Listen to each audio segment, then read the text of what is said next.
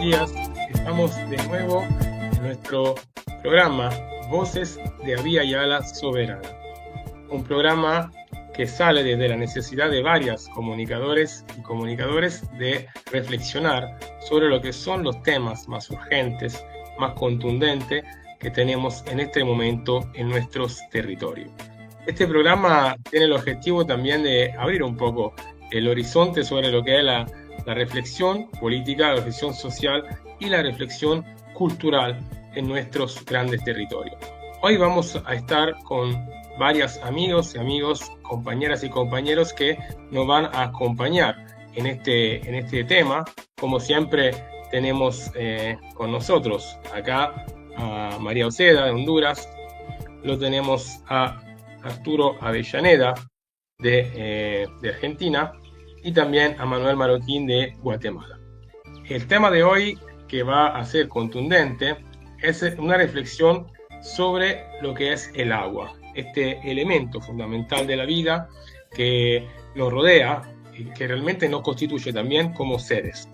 Así que pasamos a saludar un poco. Acá vemos unas imágenes hermosas de lo que son las cataratas de Iguazú, en la frontera entre estos dos países que son Argentina y Brasil, y lo tenemos a Manuel Marroquín desde Guatemala. ¿Cómo estás, Manuel? Buenos días, gracias por venir. Buenos días, un saludo desde el municipio del departamento un municipio de Panajachel, departamento de Sololá. Solo que donde me ubico no hay un espacio donde podemos ver el lago de Atitlán, que es una maravilla de la madre tierra, que es por lo que nosotros defendemos el agua, y no solo del lago, sino que también el agua que nace de las entrañas de nuestro territorio. Soy Maya Quiché, Manuel Marroquín, y aquí estamos para empezar con esta conversación. Muchísimas gracias, Manuel. Bueno, también la saludamos a María Oceda desde Honduras. ¿Cómo estás, María? Saludos, compañerada. Un gusto compartir nuevamente en este domingo 1 de diciembre. Estamos iniciando diciembre para cerrar el 2024 y desde Honduras también vamos a contarles un poquito sobre estos temas a los que nos lleva el compañero Julio, que está coordinando este espacio, ¿verdad? Y también pues para analizar y concluir en algunas situaciones cómo pues vamos avanzando los pueblos en Abya Yala en diferentes temas. Gracias por la invitación, compañeros, y bueno, a seguir adelante. No, al revés, gracias a vos por participar y por tu aporte semanal. Arturo Avellaneda, desde Buenos Aires también. ¿Cómo estás, Arturo? Gracias por venir a este espacio de nuevo. Hola, Julio, ¿cómo están todos? María, Manuel, encantado de mandar aquí un fuerte abrazo a la nación maya chiqué y a todas las naciones hermanas abyayaleras de Centroamérica. Y bueno, hoy un día especial, Julio. Se juntan las flechas del águila y del cóndor en Colombia. También aquí en Buenos Aires tenemos una actividad con chasquis, con corredores, el Guairachicuy. Es un día de reencuentro de nuestros hermanos. Y desde ya, gracias por esta invitación nuevamente, Julio. No, agradecido soy yo, y bueno, esperemos que también el público que nos sigue pueda acompañarnos en estas reflexiones.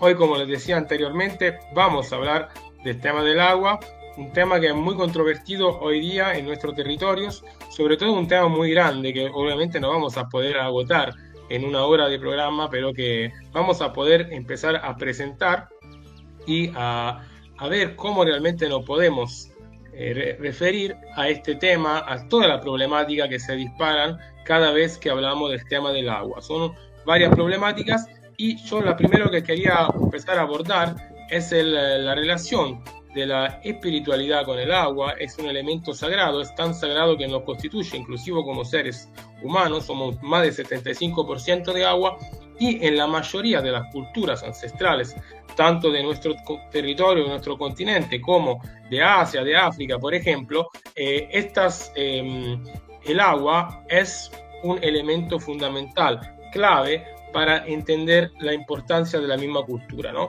La vida está relacionada con el agua en este planeta y sabemos que el agua inclusive se encuentra en otros planetas en forma distinta de la que tenemos acá. Así que es clave, importantísimo, pensar el agua no solamente como un recurso, no solamente como un derecho, sino que como un elemento fundamental, constitutivo de la misma vida y a la vez como una entidad espiritual que alimenta la vida misma. Con esto yo quería ver, Nico, pasamos a saludarte también, agradecerte por tu aporte técnico fundamental. Quería ver el segundo video sobre la importancia para los pueblos indígenas del agua. Para los pueblos indígenas, el agua es muy importante porque el agua es la madre y el pecho de la madre que nos alimenta y nosotros somos agua, las mujeres somos agua.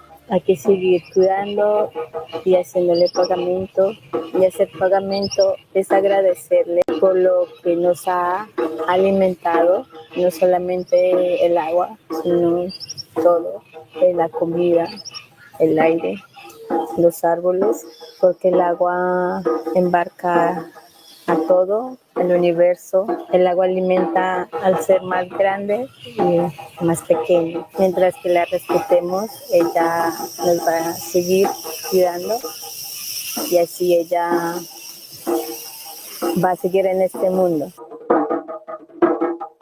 Buenísimo. Bueno, este testimonio importante sobre la reflexión sobre la espiritualidad del agua y la importancia constitutiva. Manuel, te queremos consultar, preguntar a vos cuál es la percepción que tienen desde el pueblo quiche, de los pueblos indígenas de Guatemala, del agua. ¿Nos puede contar un poco? Sí, bueno, en nuestros pueblos, en ese caso el país que se llama Guatemala, primero hay que reconocer que en el país que se llama Guatemala, pero obviamente también el territorio se compone de 8.000 kilómetros cuadrados, pero eso también lo definieron los colonizadores, que tenemos estas fronteras.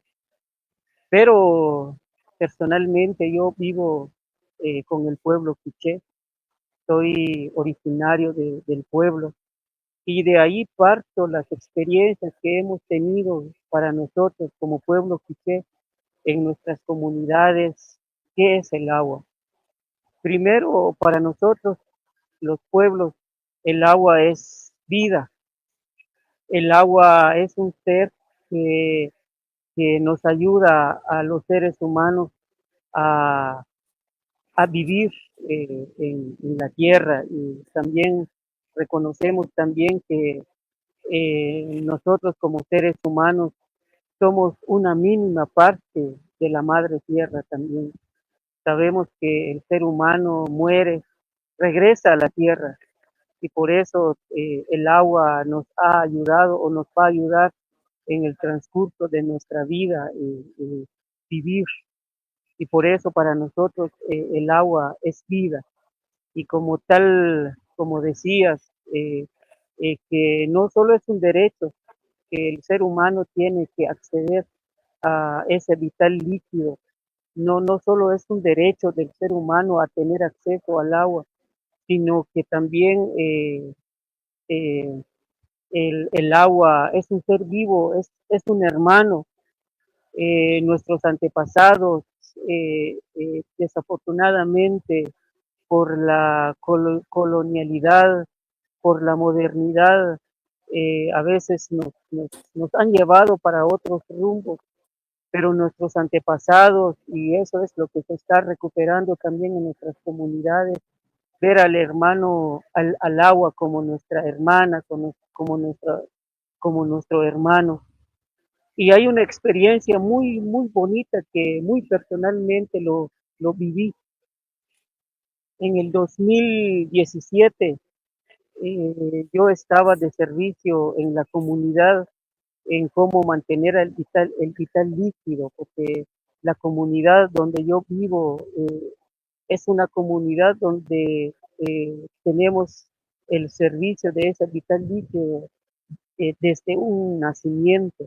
De la comunidad está como a unos 5 o 6 kilómetros de distancia donde está esa fuente de agua.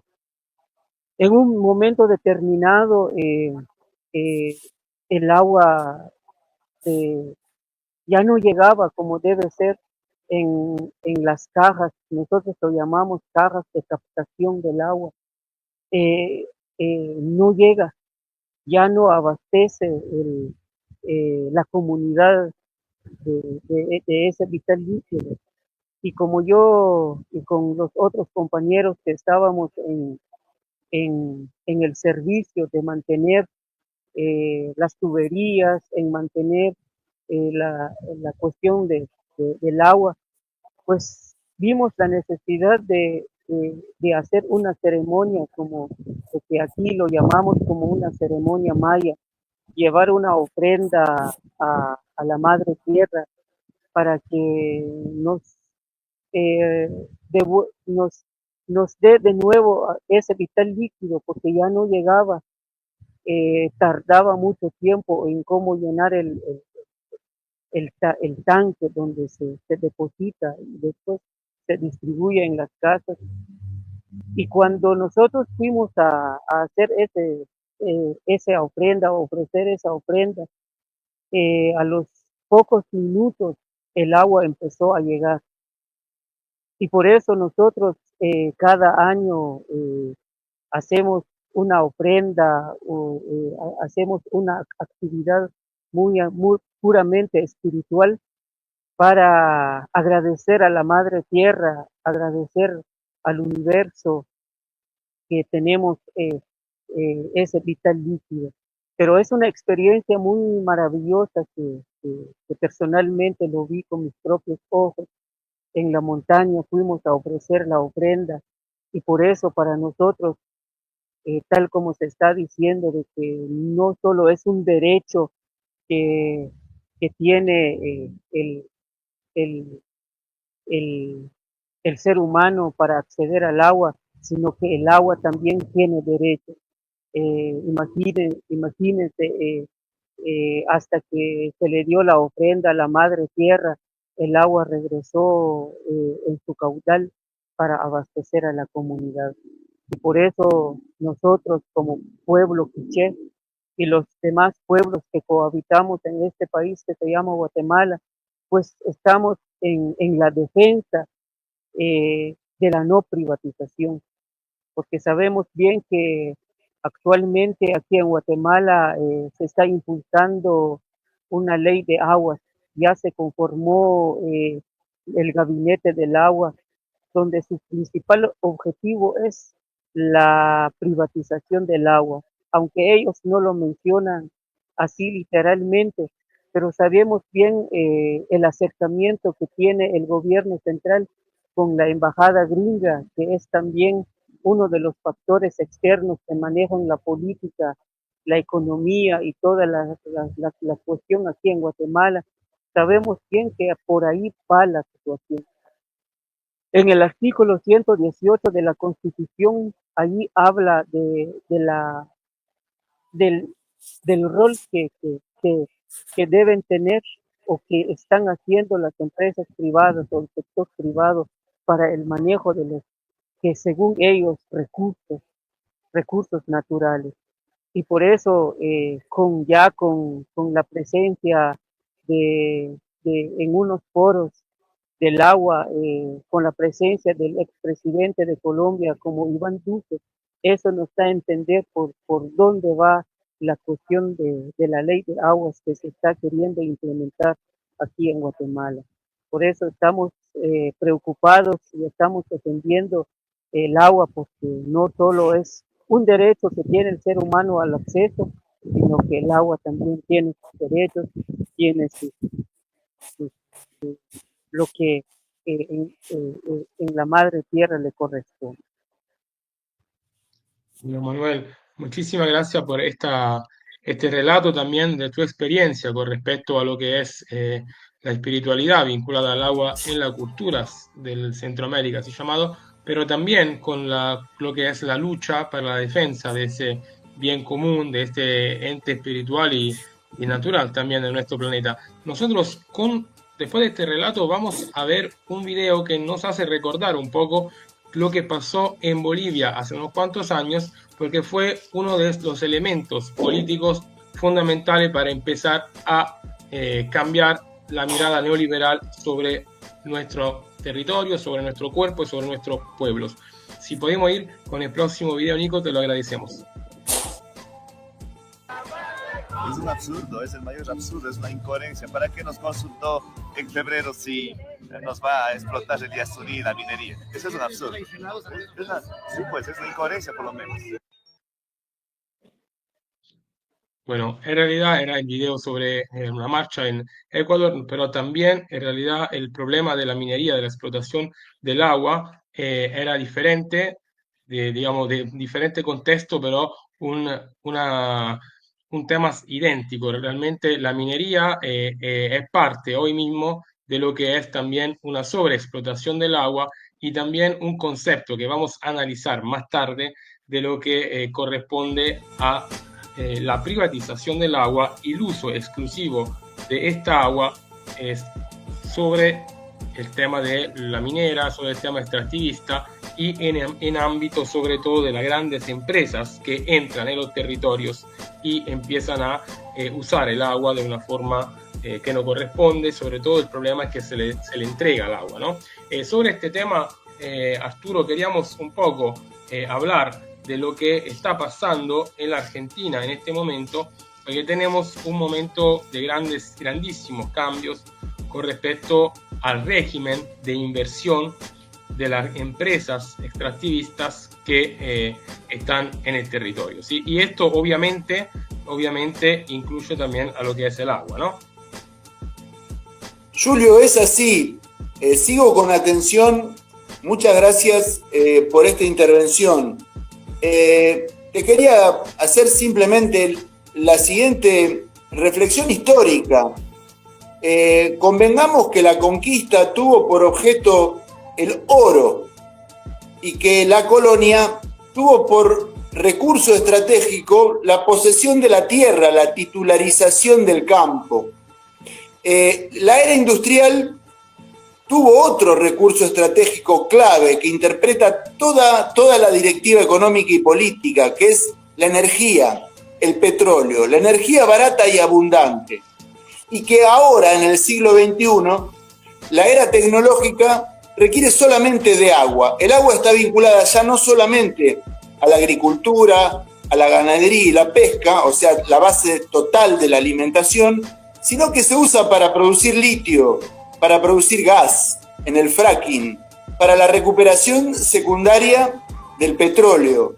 El agua, además, es el elemento, la piedra de toque de la megaminería por lixiviación, de modo que todos los metales raros y estratégicos ahora dependen del agua. El agua es entonces el recurso estratégico de la era tecnológica y tenemos que estar atentos a los movimientos que ella va a producir entonces en la ocupación. Y me refiero a la entente entre el habitante y el ocupante. Aquí van a llegar por el agua. Están desembarcando en 13 provincias de Argentina con convenios que privatizan la totalidad del agua disponible y que incluso ya salieron a afirmar que van a dar de beber agua residual tratada a la población en varias de nuestras locaciones geográficas, donde el agua es absolutamente abundante. Entendemos entonces que se trata de un sesgo discriminatorio que va a condicionar nuestra vida y nos va a sujetar, como en la colonia, como en la conquista y como en la era industrial, a un nuevo modo de esclavitud moderna. La carencia de agua va a definir, como definió el siglo pasado, la pobreza energética. El que sea pobre de agua no va a poder pagar barato sus alimentos ni su energía. El que no disponga de agua no va a entrar en la era tecnológica y tampoco acceso tendrá a la tecnología. El agua, entonces, vertebra estratégicamente la era tecnológica, Julio. No hay ninguna duda que el desembarco de Mekorot, la empresa líder, la empresa pública del Estado de Israel, líder en el manejo del agua en esa región, que además lo hace con un sesgo criminal, usando la sed como un vector de inducción de la conducta, extorsivo, sobre los pueblos linderos, desembarca en Buenos Aires de la mano de algunos funcionarios, hay que decirlo, disfrazados de progresistas, que vienen aquí a ofrecer a los gobernadores convenios sobre su recurso estratégico en total desventaja. Y hablo puntualmente del lobista estrella de la empresa Mekorot, que es uno de los acólitos de la expresidente Cristina Kirchner, que se llama Boado de Pedro. Un pavote que no entiende nada y que es peligroso. Cuidado con él. Julio, te dejo porque hoy es el Guairachicu y tengo que salir a cubrir a los compañeros que están corriendo, a los chasquis. Por eso, María, Manuel, les dejo mi abrazo y espero recuperar entonces el resto del programa esta noche cuando lo vea en mi computadora. Les agradezco mucho desde ya, Julio, esta participación y quedamos en contacto. Nos estamos viendo. Muchísimas gracias, Arturo. Bueno, después de este testimonio de Arturo Avellaneda, vamos a tener que tener en mente un par de ideas que nos presentó él, que la vamos a analizar en la última parte del programa con la ayuda de algunos materiales. Por ahora, antes de ir a escuchar lo que pasa en Honduras, quería ver un video sobre la guerra del agua en Bolivia, porque como les decía anteriormente, fue un antes y un después respecto a los regímenes neoliberales en el continente.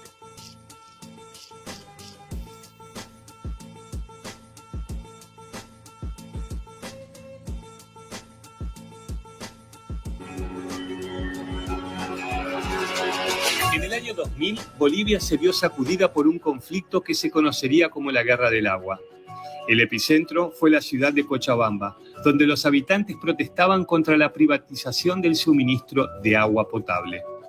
El manejo pasó a manos privadas, a la empresa Aguas del Tunari, propiedad de la transnacional Bechtel. La decisión de privatizar el agua había sido promovida por el Banco Mundial y el Fondo Monetario Internacional, como parte de una política de privatizaciones de servicios públicos en Bolivia. Desde el inicio de la concesión, las tarifas de suministro tuvieron un aumento significativo, lo que generó el descontento y las protestas de la población y afectó especialmente a los habitantes más pobres de la ciudad. Además, la empresa estableció un monopolio en el suministro del agua, lo que impidió que los habitantes de Cochabamba pudieran acceder a fuentes alternativas de suministro.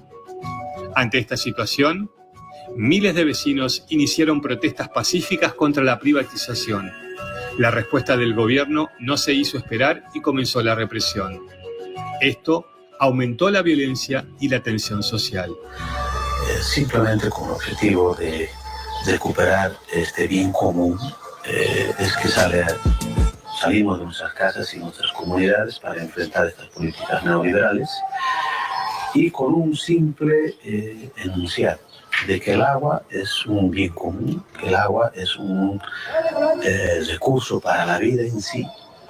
Es decir, el agua es la sangre de la madre tierra, el agua es un regalo generoso de la Pachamama para todos y para todas, y por lo tanto, como es un regalo para todos y todas, estamos hablando de animales, plantas, seres humanos y la tierra misma, nadie en particular se puede ser dueño del agua. El gobierno boliviano declaró el estado de emergencia y reprimió aún más las protestas. La respuesta de los manifestantes fue aún más contundente. Se movilizaron para defender su derecho al agua y se enfrentaron a las fuerzas del orden. Estas manifestaciones derivaron en la muerte de un joven y decenas de personas resultaron heridas. La misma policía optó en algunos casos por no reprimir a sus propias familias y vecinos. Los principios de lealtad a nuestros superiores y a nuestra institución, pero no podemos pues ir contra nuestra familia. Finalmente, El gobierno boliviano se vio obligado a revocar la concesión a la empresa y a anular el decreto que permitía la privatización del servicio de agua. La llamada Guerra del Agua marcó un antes y un después en la historia de Bolivia y de la lucha por el acceso al agua como un derecho humano fundamental. Este conflicto se convirtió además como un referente para otras luchas sociales y la defensa de los recursos naturales en toda América Latina. Hoy el acceso al agua sigue siendo una lucha constante en Bolivia y en muchos otros países del mundo.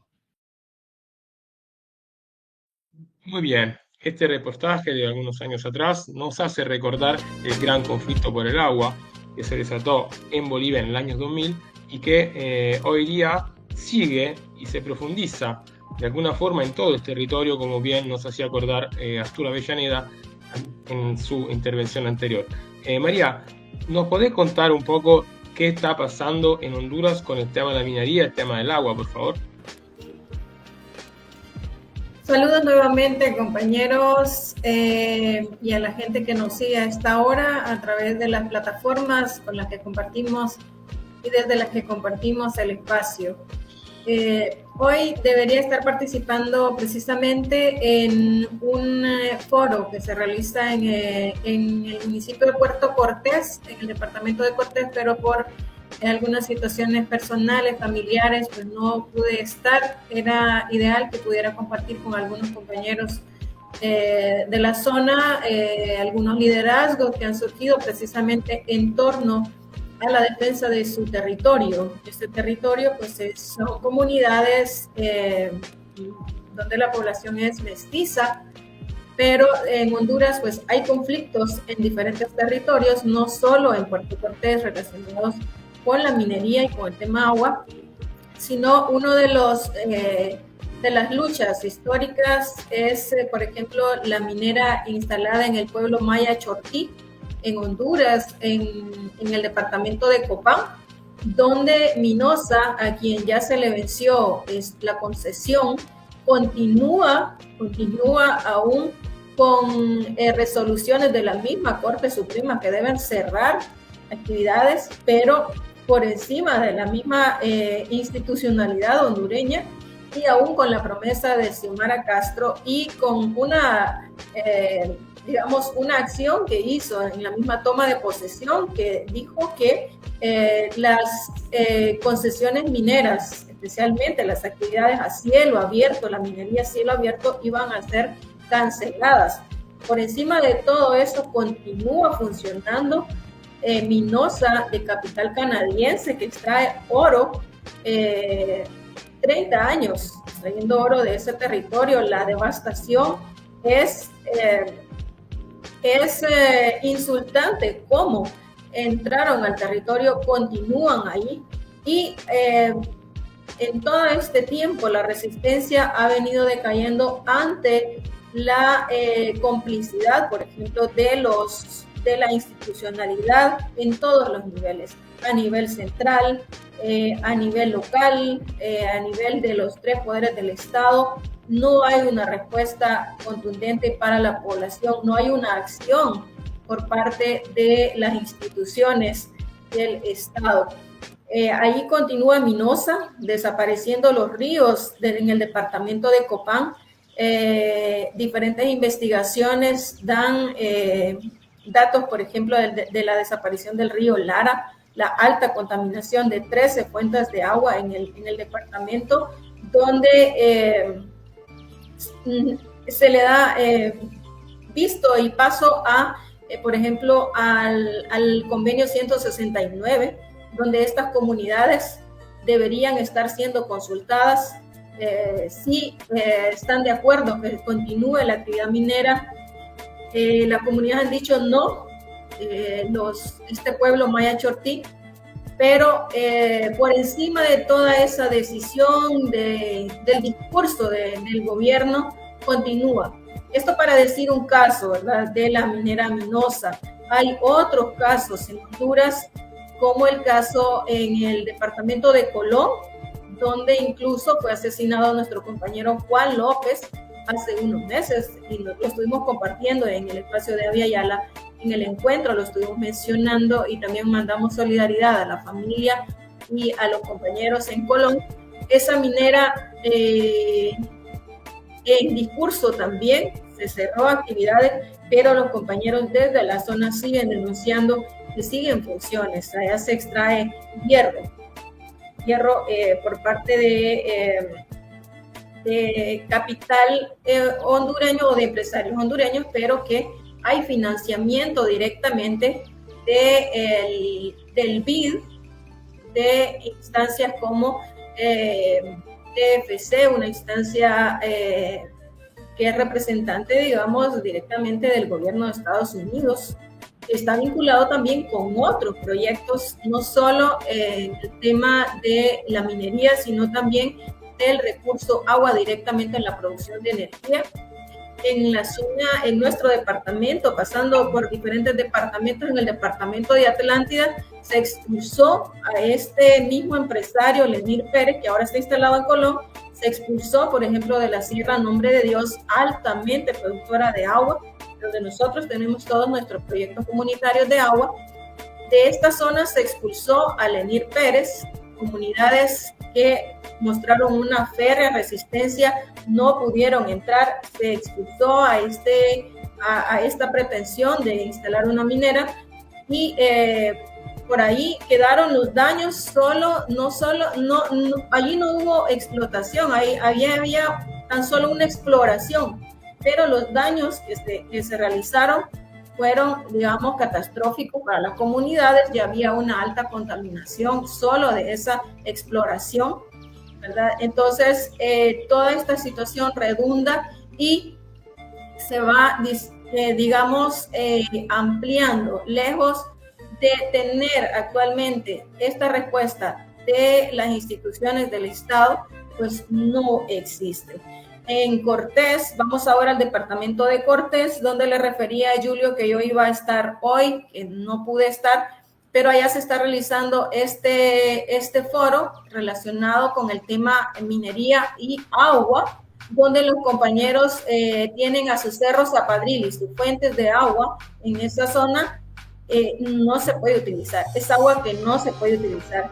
Toda la biodiversidad de ese cerro Zapadril también se ha desaparecido. Hay imágenes, lastimosamente, pues, en mi imaginario, pues, era difícil que yo pudiera participar hoy en el espacio, pero en otro momento seguramente vamos a poder compartir las imágenes de los daños en el municipio de Puerto Cortés, donde también hay una resistencia bárbara. La gente está ya en protesta constante para que esta minera no saca oro ni hierro. No sabe la comunidad exactamente qué es lo que extrae. No hay un informe, digamos, del Estado. No hay institucionalidad incluso que responda a la gente que se muestra contraria por todos los daños en las fuentes hídricas, en el ambiente en general. Sus casas están dañadas, rajadas. El ruido constante de las detonaciones que se dan en esa zona por la actividad minera es, digamos, es insultante, pues cómo la dignidad de la gente se pasa por encima cuando se prioriza el uso del bien común. Nosotros hemos dejado de llamarlos recursos, lo llamamos bienes comunes naturales, como lo llamaba nuestra compañera Berta, que fue víctima de este modelo extractivista que se implementa en Honduras y en Abya-Yala, y que se ha venido denunciando y que continúa en Honduras, digamos, tiene cancha abierta para que continúe funcionando. Por supuesto. Mira, te hago una pregunta, perdón, te interrumpo brevemente, y capaz es una pregunta para después, para que ya vayamos pensando cómo cambió en el tiempo la relación del extractivismo con el cambio de los gobiernos. Hubo una relación constante, hubo un cambio, hubo promesa nada más, pero eso te lo voy a escuchar dentro de un rato, porque quería preguntarle un poco a Manuel si nos puede contar de la organización de la lucha por el agua en Guatemala, profundizar un poco sobre el tema y después volvemos a hablar de Honduras, así también los liberamos a Manuel porque está en otra actividad. ¿Nos podés contar un poco más sobre lo que es la organización de esta lucha en este momento? ¿Cuáles son los ejes principales? Y en el territorio, ¿cómo se están organizando? ¿Cuáles son los territorios más afectados también?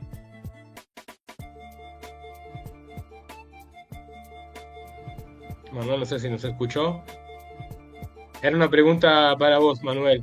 Si nos podía contar un poco más sobre la coyuntura de la lucha de Codeca en este momento, profundizar un poco lo que son las herramientas de lucha, las estrategias también y las problemáticas también relativamente a los territorios, a los diferentes territorios donde esta amenaza de privatización del agua se está dando.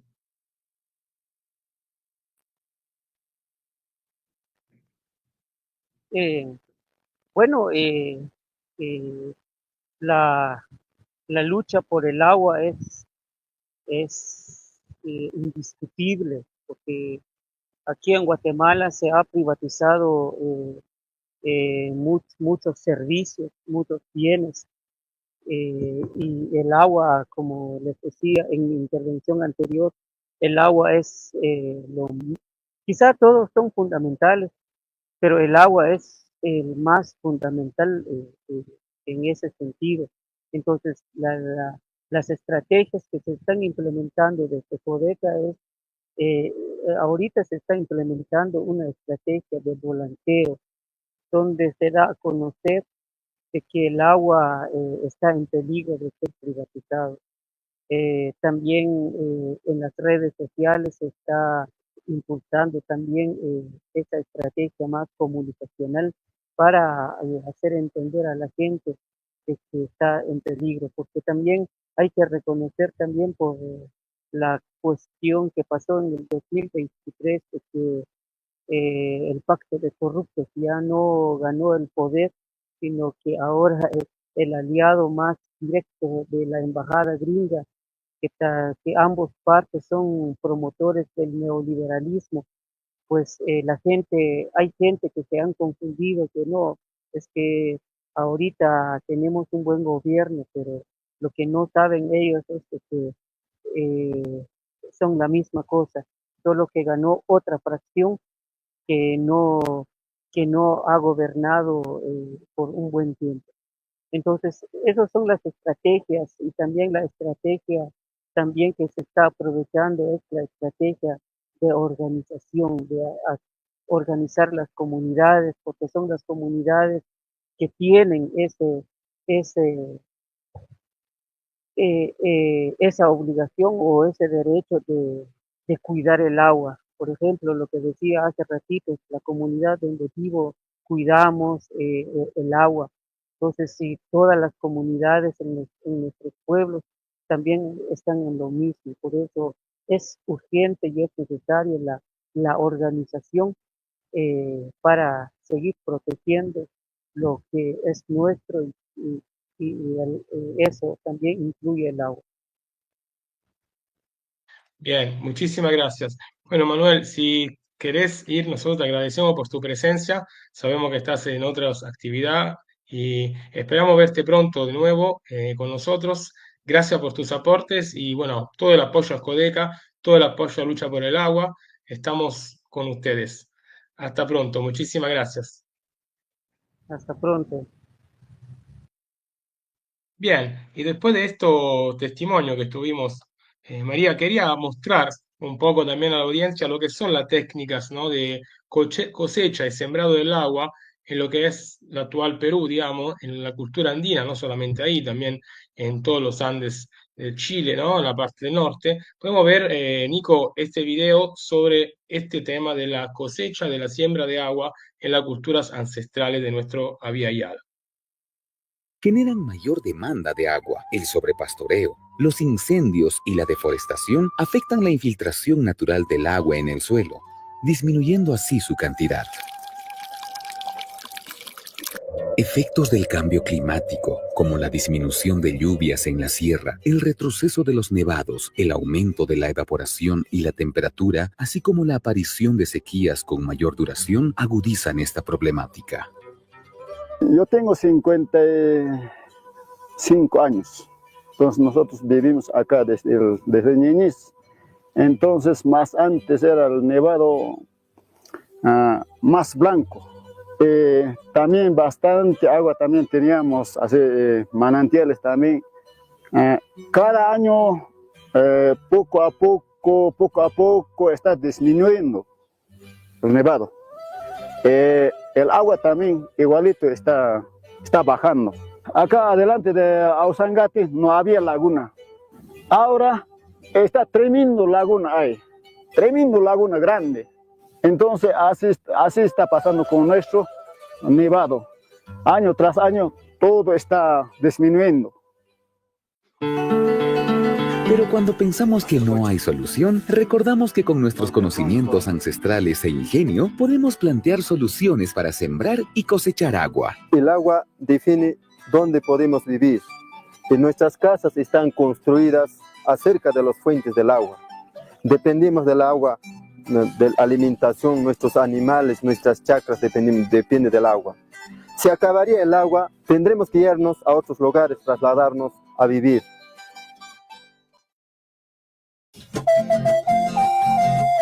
El ciclo del agua y la cuenca.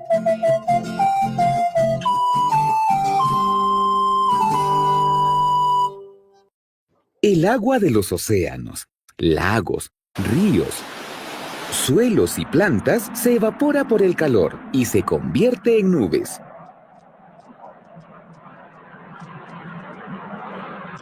Cuando disminuye el calor, el agua que contiene las nubes cae como lluvia, granizo o nieve y vuelve a los riachuelos, ríos y al océano.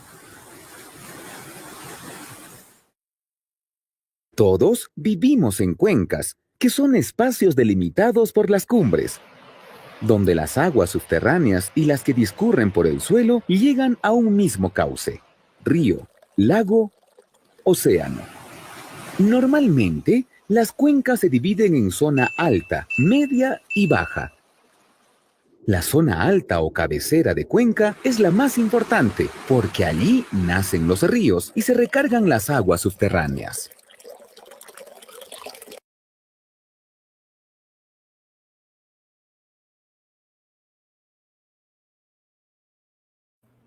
Ahí volví, perdón, estaba muteado. Hicimos un pequeño repaso de lo que es la geografía, pero es útil tal vez, porque a veces hablamos mucho del agua y no nos damos cuenta de cuáles son realmente las dinámicas, ¿no? de este elemento, cómo se va recargando, reproduciendo, ¿no? Y creo que es muy importante también a nivel de conciencia, no solamente cultural, sino también política de lucha, porque a veces nos vienen con algunos cuentos y nosotros aceptamos lo que nos propone la minería como la minería sustentable, ¿no? El tema de que te dicen, no, pero es solamente un pedacito de ahí, y en realidad se habla del lugar de donde surge el agua, ¿no? Y eso es muy importante entenderlo, porque en todas las culturas ancestrales hay una referencia al agua muy importante. Por ejemplo, en la cultura china, un capítulo del gran libro de la sabiduría china antigua, el Tao Te Ching, habla del agua. El párrafo número 8 dice: la suprema bondad es como el agua todo lo favorece y a nada combate. Se mantiene en los lugares que más desprecia el hombre, y así está muy cerca del Tao. Por esto, la suprema bondad es tal que su lugar es adecuado, su corazón es profundo, su espíritu es generoso, su palabra es veraz, su gobierno es justo, su trabajo es perfecto, su acción es oportuna, y no combatiendo con nadie, nada se le reprocha. Estas son palabras de Lao Tse, gran sabio chino, sobre el agua, y tienen una gran actualidad en realidad, porque nuestras aguas, las aguas de que estamos hechos, las aguas que nos tocan, son realmente una bendición. Así que bueno, esta era una pequeña reflexión dentro de lo que fue el relato de la lucha también, que vamos a retomar, pero para entender un poco la importancia de todo este elemento vital, ¿no? ¿Qué te parece, María, de esto? de esta idea, ¿no? Tenemos que tomar conciencia sobre el agua, ¿no? Cada vez más, creo. Hola, estamos. Sí, te Sí, escuchamos. sí, no, me encanta, Julio, ver estos contenidos. Tal vez nosotros a veces empezamos a contar las experiencias y parece, mientras lo vamos relatando, y me remonto a la colonia, a lo que mencionaba Arturo, y vamos a lo que ahora vivimos y no es alejado de aquello, ¿verdad? Está todo relacionado, vinculado. Y este tema a veces nos genera un poco de desaliento y tal vez a la audiencia también. Pero cuando Julio nos vuelve al agua, las imágenes, todo esto nos conecta. Y lo que decía el compañero también de Guatemala, que el agua también es un ser vivo, es un ser con derechos. Y así lo vamos contemplando desde esta visión, de estas cosmovisiones de los pueblos ancestrales. Nosotros, ¿verdad?, que a veces no estamos tan conectados con estas ancestralidades, nos llevan también y nos conectan todas estas prácticas. Imagínense cosechar estas cosechas, ¿verdad? Qué bonito.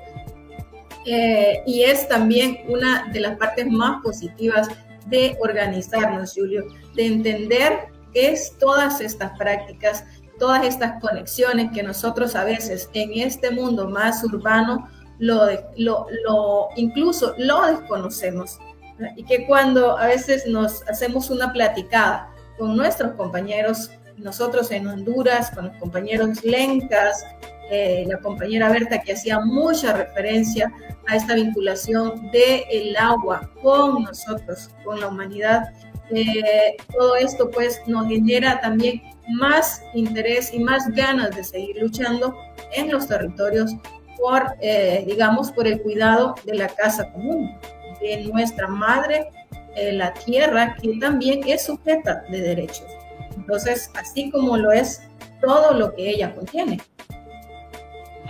Sí, yo soy muy, muy fanático de lo que es la doctrina de los bienes comunes. Bueno, acá tenemos un libro del profesor Mattei, a ver si lo encuadro ahí, de Italia, que retoma varias doctrinas jurídicas. Y es muy interesante ver cómo justamente esta doctrina de los bienes comunes proyecta los bienes comunes, no solamente los naturales, pero sobre todo estos, dentro de una dimensión social diferente, y lo saca simplemente del debate público-privado, ¿no? Empresa o Estado. De nuevo, nuevas subjetividades en los territorios son aquellas que realmente pueden gestionar, pueden proteger, pueden usar de una forma más adecuada los bienes comunes, y grupos de pueblos indígenas, de ciudadanos y ciudadanas también, pueden empezar a pretender manejar y gestionar de una forma más correcta, más cercana también a las necesidades y al respeto mismo, todo esto, ¿sí? Me fascina, para mí es la doctrina jurídica futuro esta, las de los bienes comunes, y también nos empodera mucho, porque como vos bien decías, cuando conectamos desde una cosa que es común, conectamos mucho más, ¿no? Entonces, tener la idea de los bienes comunes como un horizonte jurídico nuevo, en realidad ancestral, porque también este ideal comunitario pertenece a todos los pueblos sabios de la antigüedad, ¿no? Y bueno, me parece un horizonte muy grande, y yo un poco de mis experiencias, también María, lo que vi, por ejemplo, cuando estaban en la Patagonia, en Puelmapu, que hicimos las primeras luchas en contra del fracking en Argentina, ahí pudimos, desde lo comunitario, desde lo popular, juntarnos y hacer pasos adelante hacia una defensa del agua a nivel municipal, por ejemplo, con la primera ordenanza municipal en contra del fracking que se hizo en Cinco Saltos, y otras que, bueno, no terminaron bien, soy sincero, pero fue un gran momento de conciencia colectiva en el cual tuvieron que salir las autoridades del Estado Nacional o provincial, como en el caso de Río Negro, en Nainayen, a vetar estas decisiones del pueblo, ¿sí? Para mí, entonces, un poco el futuro de lo que son las luchas a nivel, sobre todo a nivel del derecho, a nivel jurídico, es el cultivo, la profundización de esta doctrina de los bienes comunes, que seguramente nos va a ayudar a entender mejor nuestro entorno y nosotros mismos como sociedad, como comunidad. Así que, bueno, eso quería agregar esto porque me parece valioso. Y volver un poco, María, a preguntarte si brevemente nos podés responder a la pregunta anterior de cómo ha cambiado la relación entre el extractivismo y la política en Honduras a lo largo de los cambios de los gobiernos? En Honduras hay una ley de minerías de 1998, pero digamos las modificaciones que se han venido haciendo de periodo a periodo, pues no son sustantivas, sobre todo en la acción, porque a nivel de leyes puede haber un montón de leyes relacionadas con el tema del agua también y vinculado con la acción minera. Pero, Julio, redundamos siempre en lo mismo. Pueden existir 1, 2, 3, 5 normativas relacionadas y pueden ser muy beneficiosas en el papel para las comunidades, pero en la acción de los gobiernos, es esto que decía. Por ejemplo, después del golpe de Estado, Honduras vivió, digamos, elecciones en 2010. El golpe de Estado se dio en 2009. En 2010 se dice muy de fondo, por ejemplo, pasó la aceptación, por ejemplo, de esta nueva transiciones que se dieron en el gobierno, de que la aceptación por parte de gobiernos, de estados como Canadá, que el reconocimiento de este nuevo gobierno pasa porque Honduras aceptara más concesiones o las ampliaciones de concesiones de la minería, en este caso que mencionaba de Minosa. Luego vinieron otros gobiernos que invisibilizaba totalmente la problemática, sin respuesta para los pueblos. Y una cosa positiva ante esto, Julio, es que creció la resistencia, la organización de los pueblos. Esto ha traído respuestas, digamos, a fuerza de los gobiernos, pero no hay desde estos gobiernos, desde quienes están administrando la cosa pública en Honduras, no hay una respuesta, no hay tampoco un planteamiento ni posición, sobre todo, contundente frente al capital transnacional que se dedica a extraer de manera insultante, a violar la soberanía de nuestros territorios. No hay una respuesta contundente que nos diga a nosotros, este gobierno sí está, digamos, no solo con discursos, sino con acción, accionando para procurar, digamos, el respeto a nuestra soberanía. No, ese trabajo lo vienen haciendo la gente en las comunidades, en los territorios.